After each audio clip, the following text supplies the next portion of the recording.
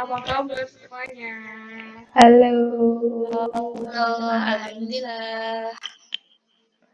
Jadi hari ini kita akan membahas jurnal mengenai tentang Inonotus Sanghuang Polifenol melemahkan respon inflamasi melalui modulasi crosstalk antara makrofag dan adiposa. Nah, gimana sih latar belakangnya? Oke, jadi berdasarkan jurnal yang aku baca kemarin, penelitian ini tuh bertujuan untuk mengetahui aktivitas ISE atau Inonotus Sanghuang ekstrak dalam menghambat migrasi makrofag di jaringan adiposa. Nah, jaringan adiposa yang digunakan atau diuji itu berasal dari pasien yang mengalami obesitas.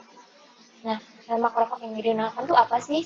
Yaitu RAW jenis 264,7, di mana makrofag itu akan bermigrasi ke jaringan adiposa membentuk ATM. Nah, ATM ini akan mensekresi sitokin proinflamasi, sehingga dia disebut sebagai mediator inflamasi.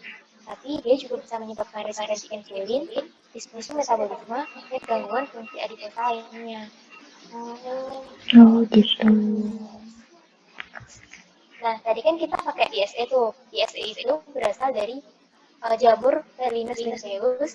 Spesies yang dipakai itu adalah Inonotus sanghuang, di mana protein yang digunakan adalah ekstrak Inonotus sanghuang atau bagian polifenolnya.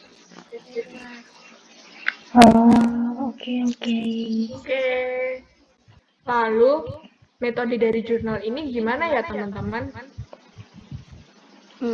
Buat metodenya, kalau kita ingin mengamati migrasi dari makrofag, kita butuh bahannya ada dua, yaitu makrofag RAW 264,7 sama fraksi etil asetat sebagai ISE yang isinya polifenol. Kemudian alatnya ada perangkat migration assay sama mikroskop. Nah, buat metodenya sendiri ada yang namanya kultur sel. Nah, kultur selnya tuh gimana sih? Untuk kultur sel ini kita akan memakai adiposa dan makrofag yang sudah diberi perlakuan sebelumnya. Makrofag RAW 264,7 sama adiposa 3-L1-nya nanti akan diletakkan di dalam cawan. Kemudian adiposanya akan ditambahkan dengan serum hipertrofi dan serum yang dipuasakan. Selanjutnya, kultur diinkubasi dalam DMPM serum selama 24 jam. Nah, makrofag RAW-nya tadi dan adiposanya dikultur secara terpisah dengan kondisi yang sama sebagai kontras. Konsentrasi dari ISE yang berbeda nanti akan diadministrasikan sebagai kokultur. Kemudian supernatanya diambil dan disimpan dalam suhu negatif 20 derajat Celcius sampai pengukuran lebih lanjut. Nah, dari makrofagnya sendiri itu apa sih aktivitas yang kita amati? Aktivitas yang kita amati adalah migrasi dari makrofag, dan di sini kita menggunakan metode MMA, Macrophage Migration Assay, di mana ujinya dilakukan dengan transwell yang dimasuki membran dengan ukuran periphery 5 mikrometer. L1CM dari adiposa 3-L1 yang telah terdiferensiasi penuh ditransfer ke dalam 24 semuran. Kemudian makrofag yang akan dimasukkan itu diinkubasi terlebih dahulu tanpa ISE selama 1 jam. Nah, makrofag RAW 264,7 kemudian ditanam dalam 5 kali sel per sumuran.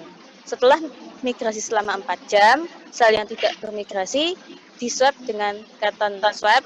Selanjutnya, untuk sel yang mengikuti bagian bawah dari membran diikat dengan 4% paraformaldehid selama 20 menit dan membran kemudian dicuci dengan PBS. Jumlah migrasinya dapat dihitung dengan mikroskop dengan mengamati 12 bidang acak mikroskop per membran dan dihitung dengan perbesaran 400 kali. Nah, begitu sih kira-kira metodenya. Nah, terus hasilnya gimana teman-teman? Nah, jadi hasil pengukuran aktivitas sel makrofag dapat dilihat pada figur 8, yaitu menunjukkan bahwa L1CM dapat menginduksi migrasi makrofag, tetapi migrasi tersebut dapat dihambat oleh ISE. Seiring dengan bertambahnya konsentrasi ISE, maka semakin rendah pula migrasi makrofagnya. Begitu. Oh, oke. Jadi, sedari awal kan udah dibahas bahwa makrofag merupakan mediator proinflamasi pada jaringan adiposa yang dapat menyebabkan resisten insulin sistemik dan komplikasi akibat obesitas. Oleh karena itu, sangat perlu dilakukan pencegahan terhadap migrasi makrofag ke dalam jaringan adiposa. Dalam jurnal ini disebutkan bahwa aktivitas penghambatan migrasi makrofag oleh ISE lebih didominasi oleh jalur makrofag daripada adiposa.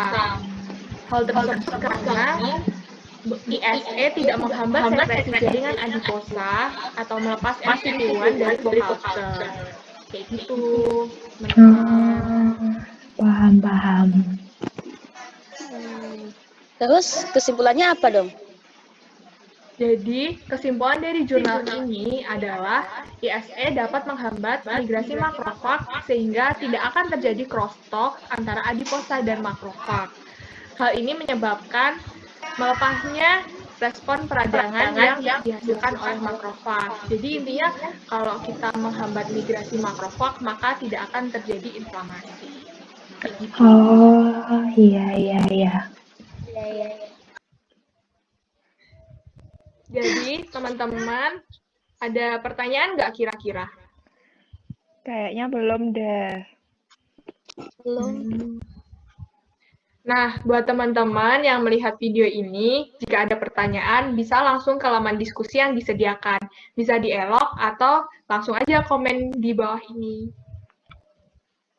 Tuh. Terima kasih teman-teman. Semoga bermanfaat. Oke. Terima kasih. Dadah.